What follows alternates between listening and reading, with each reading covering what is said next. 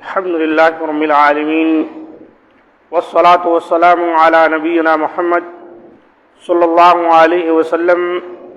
وعلی آلہ واصحابہ اجمعین ومن تبعہم بإحسان الی یوم الدین۔ تجارتی سامان زکوٰۃ کے مسائل پر مشتمل گفتگو تسلسل کے ساتھ ہوتی آ رہی ہے۔ تو اس کے اندر پہلی بات جو بیان کی گئی وہ یہ کہ کن چیزوں میں زکوٰۃ فرض ہے، ان میں سونا چاندی اور نقدی اس کا ذکر کیا گیا۔ اب بات ہے تجارتی سامان۔ دوسری چیز جس پر زکوٰۃ فرض ہوتی ہے وہ ہے تجارتی سامان، اور اس سے مراد وہ تمام اشیاء ہیں جنہیں تجارت کی نیت سے خریدا جائے، چاہے مقامی مارکیٹ سے یا باہر سے درآمد کر کے۔ اس طرح وہ تمام چیزیں اس حکم سے نکل جاتی ہیں جنہیں کسی نے اپنے ذاتی استعمال کے لیے خریدا ہو، مثلا گھر، گاڑی اور زمین وغیرہ، تو ایسی اشیاء پر زکوٰۃ فرض نہیں۔ اور اسی طرح صنعتی مشینری، آلات، اسٹور اور ان میں پڑی الماریاں، دفاتر اور ان کے لوازمات پر بھی زکوٰۃ فرض نہیں، کیونکہ ایسی تمام اشیاء ایک جگہ برقرار رہتی ہیں اور انہیں بیچ کر تجارت کرنا مقصود نہیں ہوتا۔ مانا ہے کہ جو چیزیں آپ نے اپنی ذات کے لیے خریدی ہیں یا تجارت کرنے کے لیے کوئی سامان آپ نے خریدا ہے اس لیے کہ تجارت کا سامان آپ اس میں رکھیں گے تو ان پر زکوٰۃ نہیں۔ ہاں، جو سامان تجارت کے لیے آپ نے خریدا ہے، جس کی فروخت کریں گے، جس کو بیچیں گے، سال میں ایک مرتبہ اس پر زکوٰۃ ہوتی ہے۔ کس طرح؟ تجارتی سامان کی زکوٰۃ نکالنے کا طریقہ کچھ اس طرح ہے۔ سال کے اختتام پر تاجر،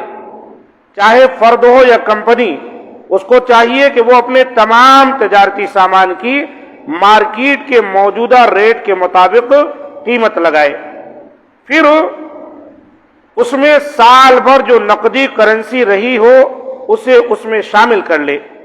اسی طرح اس کا جو قرضہ قابل واپسی ہو اسے بھی حساب میں شامل کر لے، اور اگر وہ خود مقروض ہو تو قرضے کی رقم نکال کر باقی تمام رقم کا 2.5% یا 40واں حصہ بطور زکوٰۃ ادا کرے۔ اب اس کے پاس دکان میں جو سامان ہے کافی ہے، ایک سال سے اس نے دکان میں سامان خریدا ہے، بہت بیچے ہیں، بہت سا سامان ابھی اسٹور ہے، بینک میں پیسہ بھی رکھا ہوا ہے، کسی کو اس نے قرضہ بھی دیا ہے، کسی سے قرضہ اس کو آنا بھی ہے، تو جتنا دکان میں سامان ہے بیچنے کے لیے، یہ نہیں کہ اب الماریاں، لاکر، پنکھا، اے سی، یہ سب چیزیں نہیں ہیں، نہ خود وہ دکان کی قیمت، بیچنے کے لیے جو سامان ہے ان کی قیمت سال میں ایک مرتبہ پوری نکالے کہ فی الوقت میں جتنے میں خرید کر یہ سامان لایا تھا اس اعتبار سے اس کی کتنی قیمت ہے، بیچنے کی نہیں، خریدنے کی، خرید کر لایا۔ مثلا 25 لاکھ کا سامان اس وقت میری دکان میں موجود ہے جو میں خرید کر لایا ہوں، خرید کی قیمت جس کی میں دیا ہوں، اور اسی طرح 25 لاکھ بینک میں موجود ہے، 50 لاکھ ہو گئے، اور 10 لاکھ کسی سے آنے ہیں، اور جو اس امید سے دیے گئے ہیں کہ وہ ملیں گے آپ کو وقت پر، اور یہ ہے کہ 20 لاکھ آپ نے کسی کو قرض دیا ہے، تو 10 لاکھ کسی نے آپ سے، آپ کا قرضہ ہے، آپ کسی سے لیے ہوئے ہیں، تب کیا کریں گے؟ جو آپ کسی سے قرض لیے ہیں اس کو نکال دیجیے۔ مثلا 5 لاکھ کا قرضہ تھا، آپ اس کو کم کر دیجیے، کسی کو 10 لاکھ جو دیے ہیں اس کو جوڑ لیجیے، 25 لاکھ پورے سامان کا ہو گیا، 25 لاکھ بینک کا ہو گیا، 10 لاکھ آپ قرضہ دیے تھے، 5 لاکھ آپ جو ہے کسی کو واپس کرنا ہے، 5 لاکھ نکال دیجیے۔ اب پورا مکمل 55 لاکھ ہوا، اس پر زکوٰۃ آپ کو دے دینی۔ ایک بار آپ دے دیے تو سال بھر کی پوری زکوٰۃ ادا ہو گئی۔ یاد رکھیں، گھر میں اگر سونا چاندی نصاب کو ہے تو اس کی زکوٰۃ علیحدہ ہے، یہ مال تجارت کی اس طرح سے زکوٰۃ ادا کی جائے گی۔ مارکیٹ میں جو پیسے آپ کے گھوم رہے ہیں اس کو بھی آپ نوٹ کریں گے۔ آپ سے کوئی لے گیا ہے اور آپ کسی سے لیے ہیں، اس کو کم کریں گے، تو اس طرح سے جو ہے زکوٰۃ نکالنی، اور یہ بڑا آسان سا مسئلہ ہے۔ مسئلہ صنعتی آلات اور مشینری کی اصل قیمت پر تو زکوٰۃ فرض نہیں، البتہ ان کی آمدنی اگر زکوٰۃ کے نصاب کو پہنچ جائے اور اس پر سال بھی گزر جائے تو اس سے زکوٰۃ نکالنا ضروری ہوگا۔ اور یہی حکم کرائے پر دیے ہوئے مکانوں، دکانوں اور گاڑیوں وغیرہ کا بھی ہے کہ ان کی اصل قیمت پر زکوٰۃ نہیں، کرائے پر ہے، بشرطے کہ کرایہ نصاب کو پہنچ جائے اور اس پر سال بھی گزر جائے تو اس کا 2.5% ادا کرنا ہوگا۔ البتہ ان اشیاء پر ادا کیا جانے والا ٹیکس اور ان کی دیکھ بھال پر آنے والے دیگر اخراجات ان چیزوں کی آمدنی سے نکال لیے جائیں گے۔ اسی طرح اگر مالک کا کوئی اور ذریعہ معاش نہیں تو وہ اپنے اور اپنے بیوی بچوں کے جائز اخراجات بھی آمدنی سے نکال لے، پھر جو رقم باقی ہو اس سے زکوٰۃ ادا کرے۔ یہ ایک مسئلہ ہے۔ اب آپ کی یہ کرائے کی بات ہو رہی ہے، ابھی تک تجارت کی تھی، اب کرائے کی۔ آپ کے پاس ایک بس ہے، 2 ٹیکسی ہے، 3-4 آٹو ہیں، آپ کے ذاتی ہیں، ایک بلڈنگ ہے بہت بڑی، ٹھیک ہے نا، اور کوئی جو ہے آپ نے فیکٹری وغیرہ کرائے پر کسی کو دی ہے، تو اس طرح سے یہ سب کیا ہے؟ کرائے۔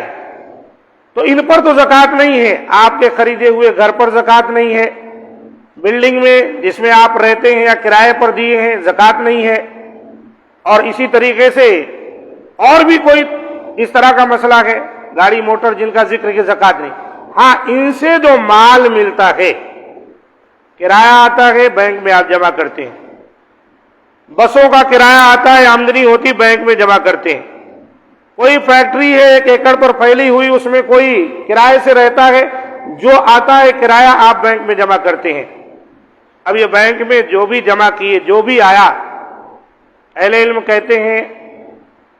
آپ ان میں سے کچھ جو ہے ٹیکس بھی دے رہے ہیں، رقم آئی ہے، ٹیکس بھی بھرنا پڑ رہا ہے، چلو ٹیکس دے دیے، اسی میں سے آپ اپنے بیوی بچوں کے اخراجات بھی نکال رہے ہیں، بچوں کی تعلیم کا بھی نکال رہے ہیں، چلو ٹھیک ہے، آپ کے سالانہ جتنے تعلیم کے نکلے وہ نکال دیے، ٹیکس نکال دیے، اور بھی جو ان پر خرچ آتے ہیں، بس خراب ہو گئی بنانے کو، بلڈنگ کو چونا پانی کرنے کو، اور جب سب نکالنے کے بعد اب جو مال بچا ہے نا، جو کرائے کے ذریعے وصول ہوا ہے، اس میں نصاب کو پہنچا ہو اور سال بھر کا عرصہ گزر چکا ہو تو آپ اس میں زکوٰۃ دیں گے۔ اب مان لیجئے کرایہ آیا، کھائے پیے، استعمال میں لائے، یہ دیے وہ دیے، اب کچھ ہے ہی نہیں، آتا تو ہے سال میں تقریباً لاکھوں،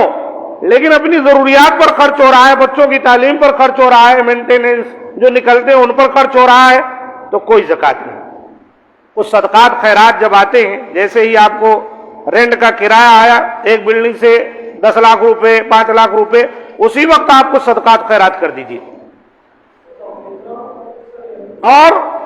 جو ہے بینک میں بھی جو ہے اس کو رکھ رہے ہیں آپ، بینک میں اگر سالانہ عرصہ گزرا نصاب کو ہے تو زکوٰۃ، ورنہ کچھ بھی نہیں۔ تو یہ ایک مسئلہ ہے، اس کو اچھی طرح جانیں کہ تجارت ایک الگ چیز ہے، اور کرائے پر دی ہوئی چیزیں یا ذاتی طور پر جو چیزیں آپ کی ہیں اور اس کو آپ جو کہ کرایہ وغیرہ پر دیتے ہیں، اس سے جو آمدنی ہوتی ہے وہ آمدنی نصاب کو پہنچے، اور ایک اس پر سال کا عرصہ گزر جائے جب اس میں سے زکوٰۃ ہے۔ وہ نصاب کو نہیں پہنچی تو بھی زکوٰۃ نہیں، اور سال بھر کے پہلے ہی آپ اس کو کھا لیے، خرچ کر لیے اور کہیں لگا دیے تو بھی کوئی زکوٰۃ نہیں ہے۔ یہ ایک مسئلہ ہے، اس کو بھی خوب اچھی طرح ہم اور آپ کو سمجھ لینا چاہیے۔ ہاں، بزرگ نے ایک سوال کیا، کیا ہے؟ فطرہ ایک الگ چیز ہے، فطرہ جو ہے فطرے کا اس سے کوئی تعلق نہیں، جبکہ زکوٰۃ الفطر کہا جاتا ہے اسے بھی فطرے کی زکوٰۃ ہی، لیکن وہ دراصل رمضان کے مہینے میں جو روزہ رکھیں نہ رکھیں، مسلمان ہیں، مرد ہو کہ عورت، غلام ہو، نوکر چاکر جو بھی ہیں، سب کی جانب سے آخر میں فطرہ نکالا جاتا ہے، اور یہ سب پر ضروری ہے۔ اب کسی کو کھانے کے لیے ہی نہیں ہے، اتنا فقیر ہے تو الگ بات ہے، ورنہ اس کو زکوٰۃ الفطر دینی ہے، اور وہ کوئی زیادہ نہیں ہے، 1 صاع کہا جاتا ہے، 1 صاع نکال دینا ہے، جو 2.5 کلو گرام کے آس پاس کچھ ہوتا ہے، 4 مد کے قریب۔ تو یہ آپ کا کام ہے اس کو نکالنا۔ یہ جو بات ہو رہی یہاں پر زکوٰۃ کی، یہ جو ہے وہ زکوٰۃ ہے جو اللہ تعالیٰ نے فرض کی سال میں 1 مرتبہ، اور وہ فطرانہ جو ہے اللہ کے رسول صلی اللہ علیہ وسلم نے جیسے فرمایا کہ فطرہ جو ہے دراصل طعمۃ للمساکین، مسکینوں کے لیے کھانا ہے، اور طہرۃ للصائمین، جو روزے سے تھے ان سے جو چھوٹی موٹی غلطیاں ہو گئیں، ان کی اس غلطیوں کو پاک کرنے کے لیے، گناہ کو پاک صاف کرنے کے لیے ہے، اور یہ کھانے کی اشیاء میں سے دی جائے گی، اس میں پیسہ نہیں دیا جائے گا۔ جو ہم کھاتے ہیں روزمرہ کی زندگی میں، چاول ہے، گیہوں آٹا ہے، اور بھی کوئی چیز ہے، پہلے زمانے میں کھجور، منقع، اسی طریقے سے پنیر وغیرہ، تیل، یہ ساری چیزیں تھی، اسی سے ادا کی جاتی تھی۔ آج جو ہم کھاتے ہیں اس اعتبار سے ہر گھر سے 1 صاع جو ہے دینا ہے، 2.5 کلو گرام ایک فرد، گھر کا جو ایک فرد ہے اس کی جانب سے۔ اب چھوٹے ہوں کہ بڑے، سب اس کے اندر برابر ہیں۔ اگر آج رات میں بچہ پیدا ہو گیا، صبح عید ہے، تو اس کی طرف سے بھی نکال دینا ہے۔ البتہ حمل کی وجہ سے پیٹ میں کوئی بچہ ہے تو اس کی زکوٰۃ الفطر نہیں۔